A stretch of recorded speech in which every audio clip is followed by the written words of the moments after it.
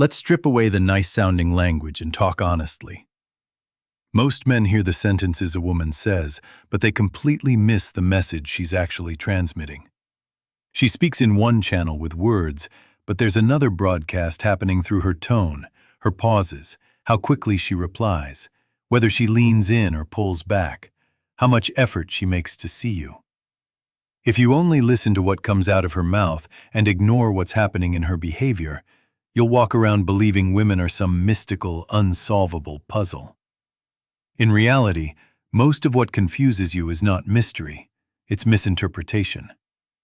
You're trying to decode emotions using purely logical language, and those two operate on different frequencies. This isn't about turning women into villains or turning you into a victim. This isn't us versus them. This is about awareness, about the kind of raw, unfiltered masculine education most fathers never gave their sons. Once you understand what drives her reactions, the emotional engine humming under the hood, everything starts to make sense. You stop waiting months for clarification that is never coming. You stop clinging to mixed signals as if they were hidden hope. You stop living on fantasies and start living by standards. And before we go deep into these phrases, imagine this like your personal manual for emotional literacy. If you're watching or listening to this as content, do the usual. Hit like, subscribe, and share it with a man who needs to wake up. Not for my ego, for your tribe. We're trying to build a generation of men who understand themselves, their worth, and the female behavior swirling around them. Now let's unpack 6 of the most common, most misunderstood lines women use, not as conscious manipulation most of the time, but as emotional self-defense. When you understand what each of them actually means, you stop getting played by your own wishful thinking. 1. I'm not ready for a relationship right now. This one sounds gentle, kind, even spiritual. It's coded in softness. I'm just not ready for anything serious at the moment. I'm focusing on myself. I'm in a complicated phase of my life. On the surface, it sounds like bad timing, emotional healing, career focus, or some cosmic alignment that hasn't happened yet. But here's the line with the missing piece. What she really means is, I'm not ready for a relationship with you. If she truly doesn't want a relationship with anyone, her life looks like it. No flirting for months, no emotional entanglements, no late-night texts with guys, no emotional dependency on male attention. But if she's telling you this while still entertaining other men, posting thirst traps, or going on casual dates, then understand, it's not about relationships in general. It's about you. Men often interpret this as a challenge or a test of endurance. They tell themselves, she's just scared. She just needs time to see I'm different. If I stay patient, she'll eventually choose me. That mindset is self-sabotage. Desire doesn't work on a layaway plan. Real attraction is irrational, quick, and unapologetic. When a woman is genuinely drawn to a man, time, distance, and circumstances miraculously shrink. She finds ways to see him, not excuses to avoid him. Think about it. She will adjust her schedule. She will answer messages quickly, not with deliberate delay. She'll create reasons to spend time with him, not barriers to keep him at arm's length. Women don't risk letting a man they truly want drift away by hiding behind, I'm not ready.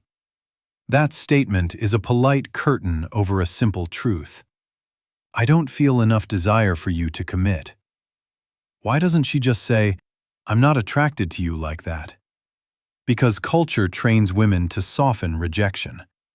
Most don't want to feel like the villain. It's easier on her conscience if you walk away thinking she's complicated, damaged, or not ready, rather than realizing you weren't her first choice.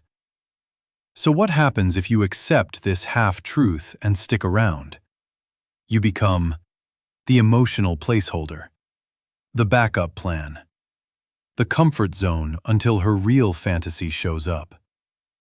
You'll be the guy she talks to when she's lonely, but not the one she chooses when she's truly excited.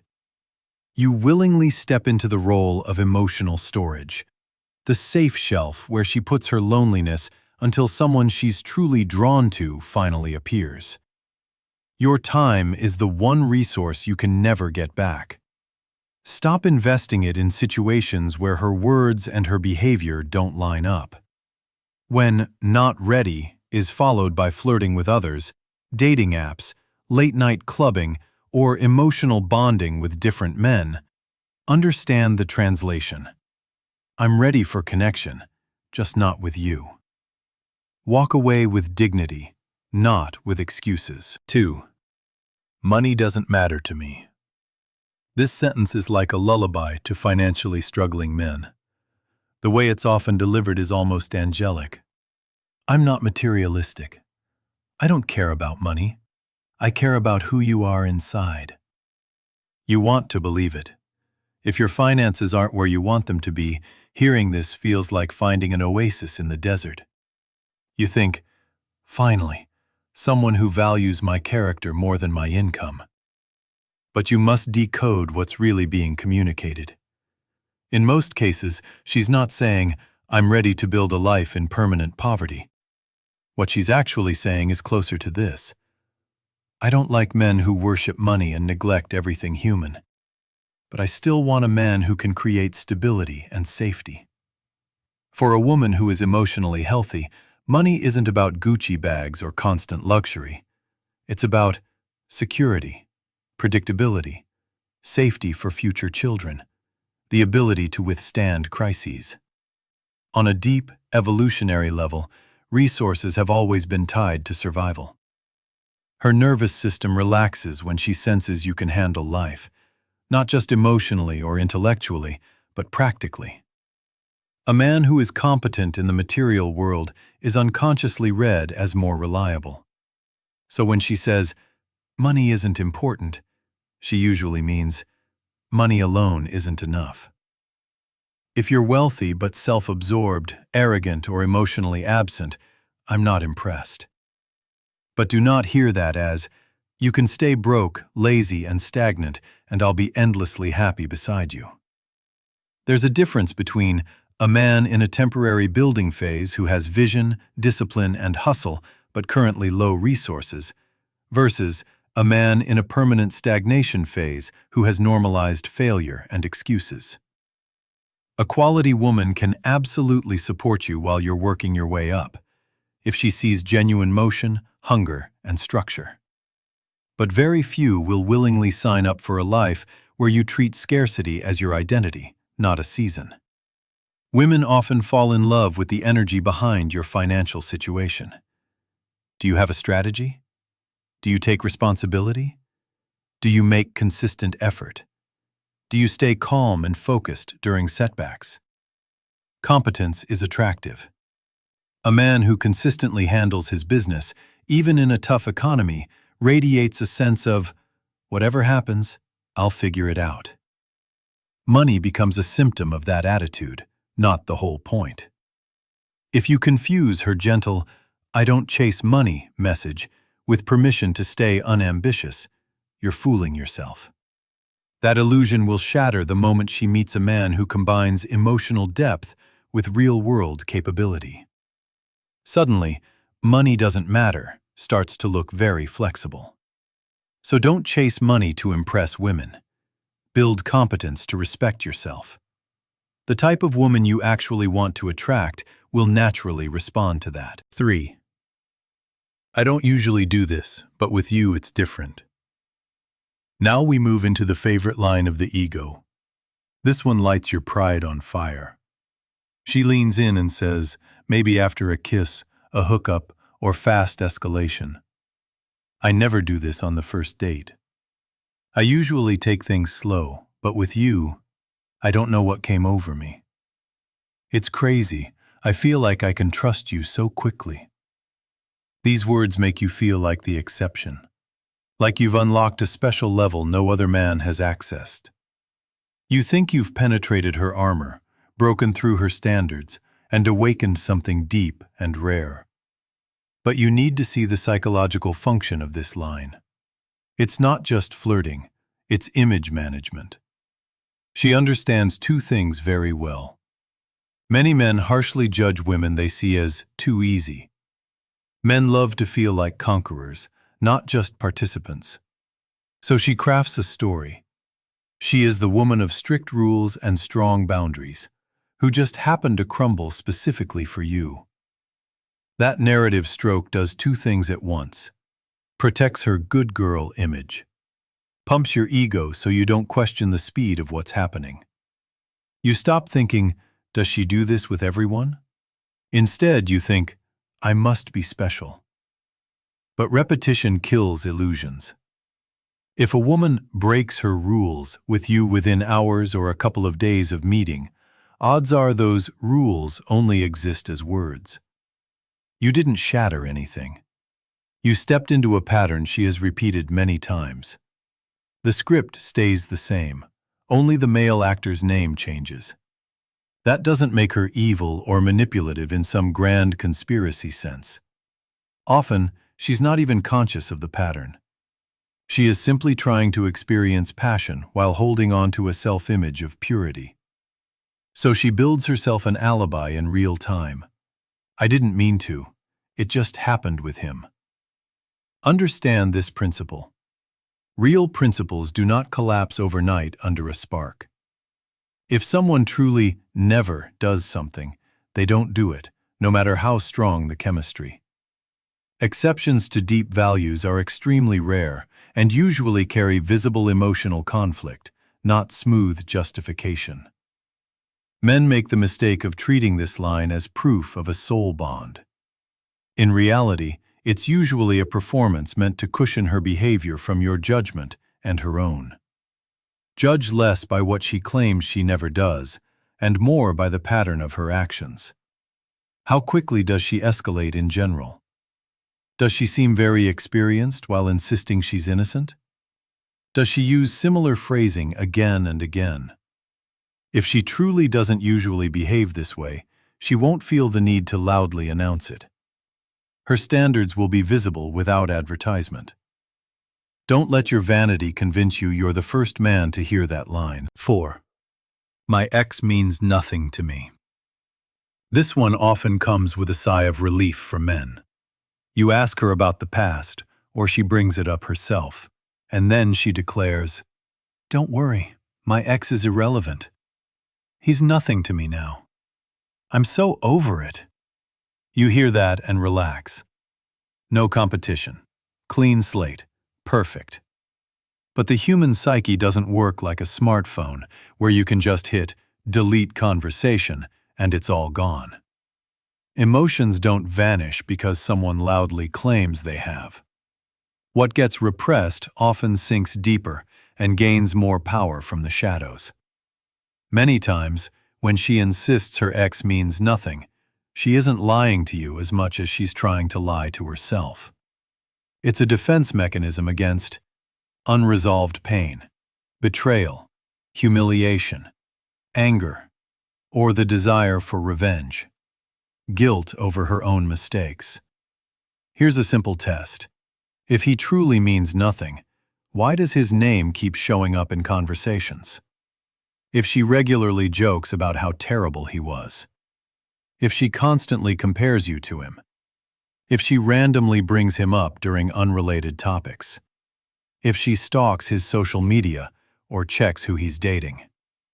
That is not emotional indifference. That is emotional fixation disguised as indifference. Silence is the real sign of closure. When a wound has healed, you don't poke it. Every time she resurrects his image in your relationship, she's giving him power. She may not realize it, but she's inviting his ghost to sit at the table with you. He becomes the invisible third presence in the relationship, shaping her reactions, fears, and expectations. Here's the dangerous part for you. You cannot heal someone's unresolved trauma with love alone. If you try, you sign up not as a partner, but as a therapist without training, an emotional cleanup crew, a temporary recovery center. You'll pour your time, empathy, and energy into cleaning up emotional wreckage you didn't create. And as you help her rebuild herself, you absorb her unresolved bitterness, fear, and distrust. Often, when she finally regains stability, she doesn't see you as the prize.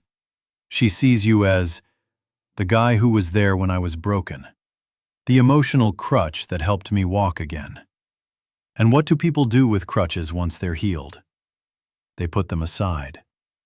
That's the cruel paradox many men experience. They help her get back on her feet, and once she's standing tall, she walks away. And sometimes straight into the arms of someone new, with her renewed confidence built on your effort. So, what should you do? Don't argue with her words. Don't accuse her of lying. Do what Adler alluded to. Trust actions more than declarations. Watch for, how often does the ex come up? What emotional tone does she use?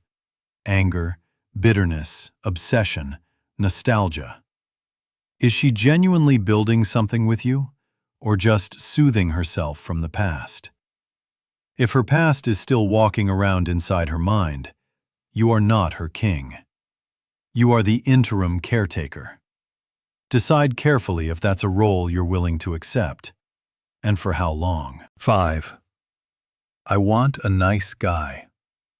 This line is responsible for more confusion than almost any other. I just want a nice guy. I'm so tired of toxic men. I need someone kind and gentle. Men hear that and think, okay, I'll be extra sweet, extra available, extra accommodating. That's what women want. So they never disagree, apologize constantly, put her on a pedestal immediately, answer every message within seconds, sacrifice their own needs to avoid any conflict. And then they watch in confusion as she gets bored, loses respect, and often gravitates towards men who are nothing like the nice image she described. So what's going on? The problem is that nice means very different things to men and women. To many men, nice equals harmless, compliant, non-threatening, always agreeable. To a woman who is emotionally mature, nice actually looks more like emotionally warm but not spineless, respectful but not submissive, attentive but not desperate, capable of empathy while still having firm boundaries. In other words, she wants a man whose heart is still open, but whose backbone is unbreakable. She is not looking for a yes man, a people pleaser, a servant hoping to be rewarded with love. She is looking for someone who can hold space for her emotions without being controlled by them. Someone who respects her feelings but doesn't surrender his entire identity whenever she's upset. When she tests you, and she will test you, it's not always malicious manipulation. Often, it's an instinctive scan of your core. Is your kindness a sign of real strength? Or is it just fear of rejection dressed up as virtue? If you're nice because you're afraid of conflict, she will feel it, and her attraction will fade. There is no romantic tension without a bit of healthy polarity. If you make yourself weaker to win her over, you kill the very spark you're trying to create. A man she truly desires is nice in this sense. He is kind to her, but not afraid of the world. He can be gentle with her and dangerous to external threats. He will protect, provide, and support, but he will not bend his principles just to keep her happy for the moment. The fanboy who hands her the crown on day one is not the man she dreams of. She is drawn to men who already wear their own inner crown. Men who see themselves as kings of their own lives and simply invite her into that kingdom, not beg her to stay. So when she says, I want a nice guy. Translate it correctly. I want a man who is good to me without being weak for me. If your niceness comes from fear, trauma, or an absence of self-respect, it won't be attractive. Build strength first, then cloak it in kindness. That combination is what she actually means. 6. I'm not like other girls. Finally, the crown jewel of modern self-marketing. These words are everywhere. I'm not like other women. I'm different from most girls. I don't think like other females. To a burned-out man who's tired of drama, lies, and surface-level behavior, this sounds like salvation. You think, at last, an exception to the rule. But you must understand this clearly. This statement is not proof of uniqueness. It's usually proof of insecurity. A woman who truly lives differently from the crowd doesn't need to announce it. Her life, her choices, and her consistent behavior will show it. She will stand out quietly through her discipline, her loyalty when your life hits rock bottom, her respect for your boundaries, her way of handling anger without destroying everything, her integrity when no one is watching. On the other hand, a woman who loudly insists, "I'm not like the others," is often terrified of being seen as average, trying to stand out using words instead of deeds, pre-selling you an image before reality catches up. She knows how exhausted men are by copy-paste personalities, so she uses this phrase as a psychological shortcut, a verbal password that gets through your defenses before you've had time to observe her properly.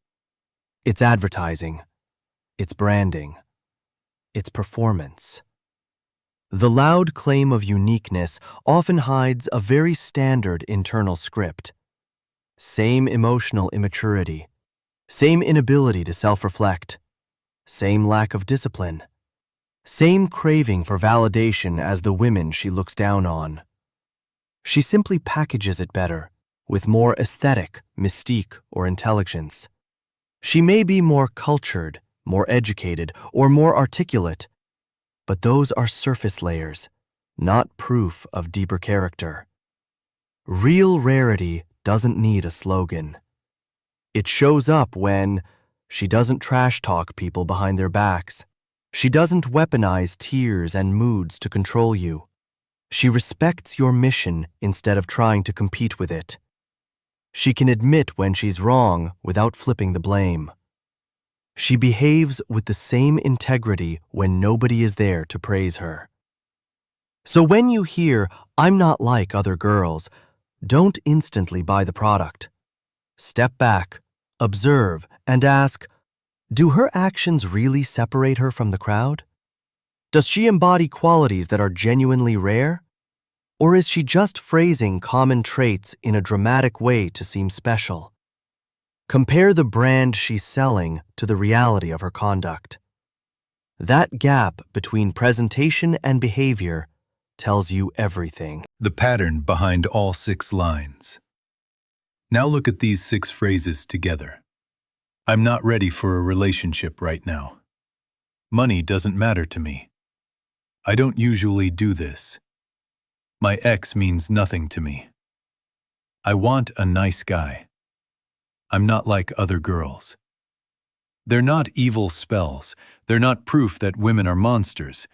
They're expressions of human nature coming through a female lens, sometimes honest, sometimes confused, sometimes protective.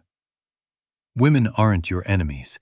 They are simply navigating life with different emotional wiring, deep-rooted instincts, social pressure to appear kinder, purer, or more put together than they often feel inside. Their words, however, are often more like a suggested map than a precise GPS. If you follow that map blindly without checking the actual terrain, behavior, patterns, consistency, you will walk yourself into dead ends. A wise man doesn't fight with what he sees. He doesn't argue with reality or try to bend it into his fantasy. He watches. He listens more to what is unsaid than what is loudly proclaimed. He lets actions, patterns, and energy speak louder than romantic lines. Your job is not to become paranoid or hateful. Your job is to become aware. Stop believing everything you want to hear. Learn to notice contradictions between her talk and her walk. Make decisions based on patterns, not isolated moments. Be the lighthouse, not the leaf in the storm. Stand still in your values, your mission, and your standards. Let people reveal themselves over time.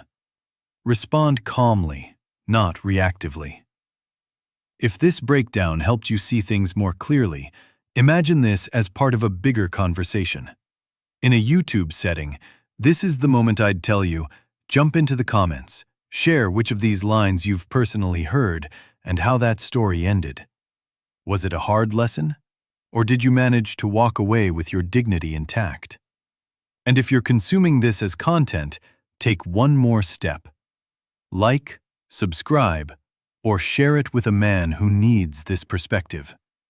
Not to worship women, not to hate them, but to understand them clearly and lead himself first. Remember this law. Your quiet standards, your self-control, and your willingness to walk away from misalignment will do more to protect your future than any poetic promise whispered in the dark.